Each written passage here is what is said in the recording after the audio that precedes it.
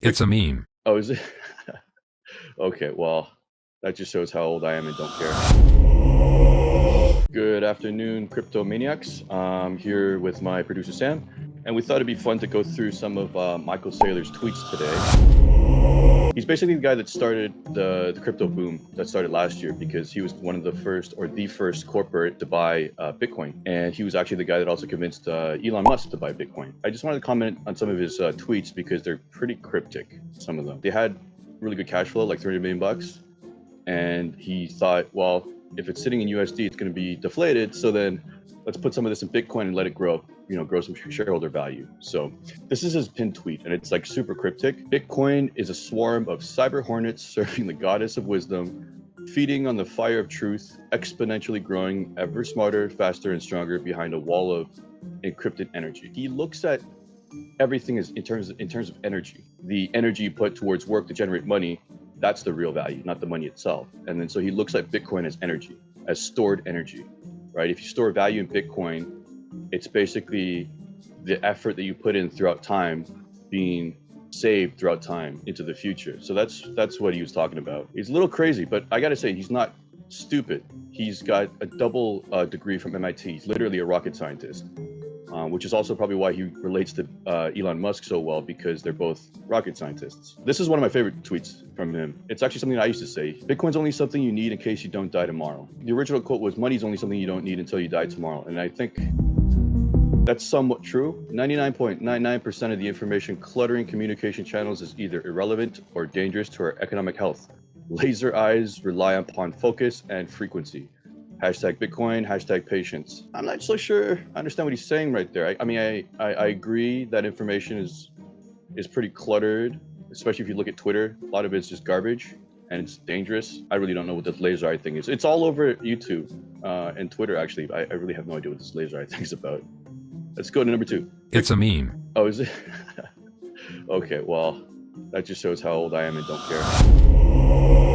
Bitcoin doesn't just come and find you. You have to go out and get it. This is true. This is true. Like, a lot of people are hearing about Bitcoin and like, oh, maybe I should get into it. It's an investment, blah, blah, blah. But like, you really have to go roll your shoulders up, roll up your sleeves and like get into Bitcoin to understand it. Because it doesn't give a fuck what you want. It doesn't wait for you. Like, you're thinking about, oh, let's wait for a price pullback and buy it. No, man, you got to go chase it. You got to understand what its true value is and just put your money there. We will soon have another publicly traded Bitcoin miner. That's irrelevant. MicroStrategy's oh, this is why he's the GOAT, okay? This guy is single-handedly creating FOMO among corporations on buying Bitcoin. Like, to this day, he's paid $2 billion for Bitcoin, and in aggregate, that the value is probably somewhere around 40 billion. And he just keeps buying it up. He's like a madman. He honestly thinks Bitcoin is going to be the rarest commodity on earth, and that anybody that doesn't own it is a damn fool. And so, like, every dollar he has, he's even taken out loans to buy Bitcoin. He's a fucking madman. Choice, not chance, determines your destiny. Aristotle. Provoking. Nothing else matters. Metallica. Equally provoking. If you don't find a way to make money while you sleep, you will work until you die. Warren Buffett. This is kind of true. Investing advice. I don't know if anybody cares about that, though. Warren Buffett's kind of old and out of touch. Know what you own and know why you own it. Peter Lynch. Peter Lynch is one of my favorite investors of all time. This is something to live by. Don't buy something just because you think it's going to be worth something one day.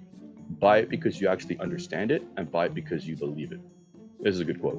Institutional adoption of Bitcoin strengthens with the arrival of Goldman Sachs to the marketplace.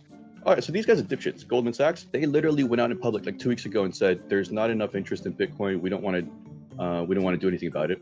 Meanwhile, there's a letter that's been leaked that they sent internally that says, yeah, Bitcoin is getting adopted and we need to get on this thing.